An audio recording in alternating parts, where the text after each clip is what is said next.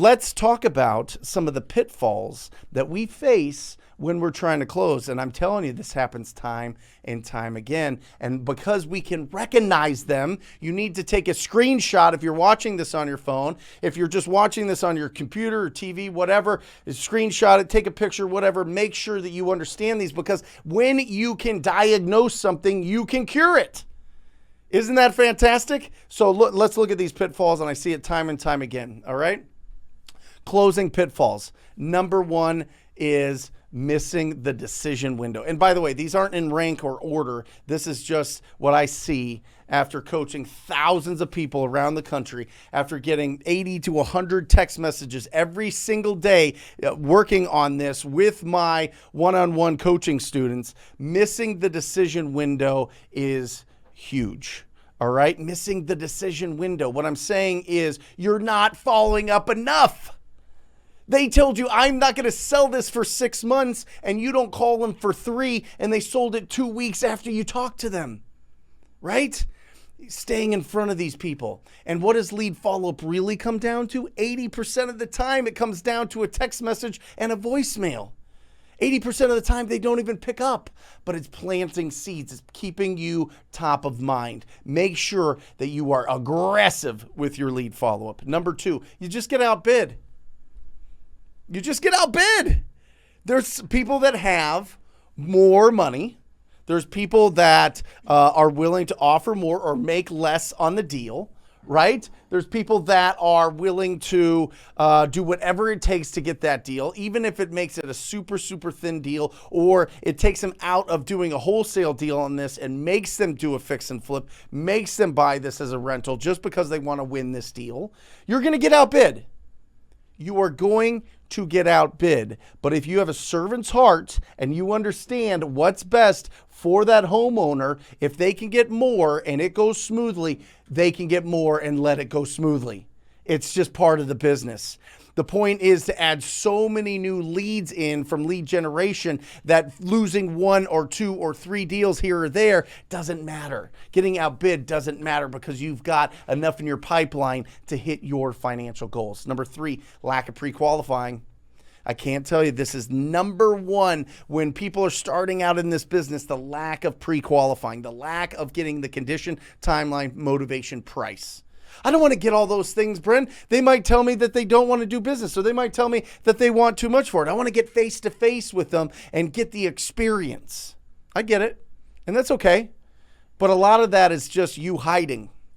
Let's be honest. A lot of that is feeling like you're building momentum in your business by going on appointments, but if they're not qualified, and the likelihood of them actually signing an agreement, something that is binding to them and binding to you, is very, very, very low if you have not pre-qualified. Because you're going to find out that they want too much. You're going to find out that they're not really motivated. They don't really have a problem. You're going to find out that the property's in way better condition than a discounted property would go for. So lack of pre-qualifying, lack of certainty. That's that posture. That's that knowing, the clarity, right? The clarity and the discipline and the certainty that you can solve their problem. The first year or 18 months, I was like, I don't know. I hope that I could get this done. I was going and I was like, I know that I can do a good job. I know that I'm going to put all my efforts behind it. But then that little nagging thing, that little thing about certainty. Now, I think I could close every single deal. It's not even close. Now the certainty's bananas. Now it's too much. It's overflowing, and it overflows to the team, and it overflows to the whole organization. You know what I mean? That certainty that comes that you can go in there and do the best for that property owner. The lack of likability. This I see all the time. People arguing with property owners. Arguing. You want to build friction in a relationship? Tell them they're wrong. Tell them their price of $250,000 is bananas. Go ahead. See how that lands, right? You confirm and you approve as you're speaking with these property owners. Everything that they say, okay, I understand, sure, that makes sense. Okay, how'd you get that? So talk to me a little bit more about that. What do you feel? What is your goal, right? All of these things are really, really, really important so that you can build a good relationship there, because they might tell you a price that they're just throwing out. They don't know. And you give them their price and they're willing to do it. It happens all the time.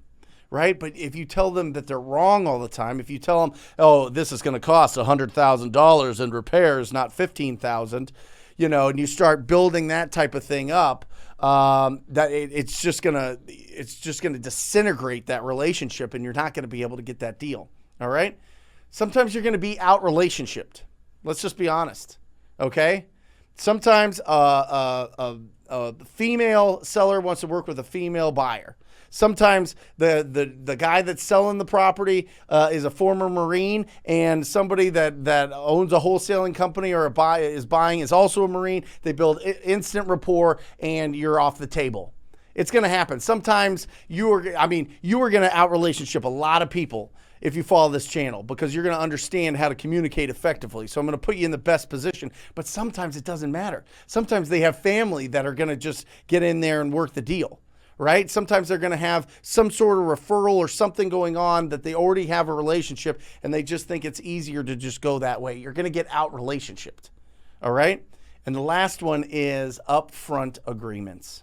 And this is huge. Upfront agreements. If what I say when I come over to the house, if we agree to the terms and the price and everything looks good to you, are you willing to sign the agreement when I come out tomorrow afternoon? When I come out today at noon? These upfront agreements. Is everybody going to be there to make the decision?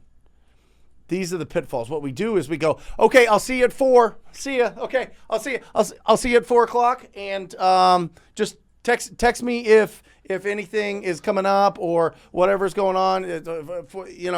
No, get the upfront agreement. You're going there for a purpose.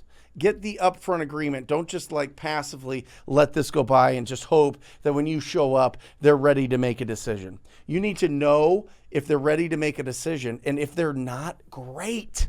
Then at least you know what you're up against. Then at least you know what you need to talk about. Well, I don't know. I'm not sure. I might want more for the house than I thought I did. Well, okay. What happened? You said that $125,000 was what you needed for the property.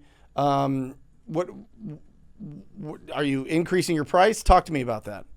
Well, I don't know. I've been told. I looked online, and I've been told, and somebody else said that I shouldn't take anything less than $180,000 and all these other things. Great. Let's talk about that as soon as I get over there.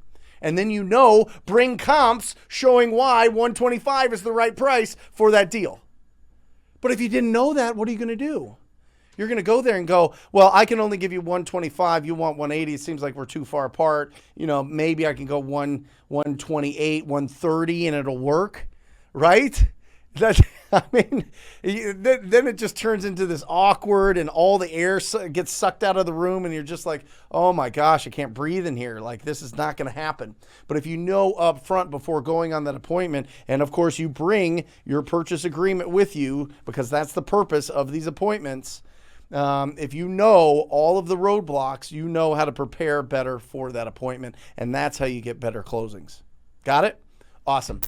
If you like that video, hit that subscribe button. We come out with new videos every single day. And if you want your questions answered, like you and I, one-on-one, make sure that you join us for the live show every single Wednesday. I will see you there.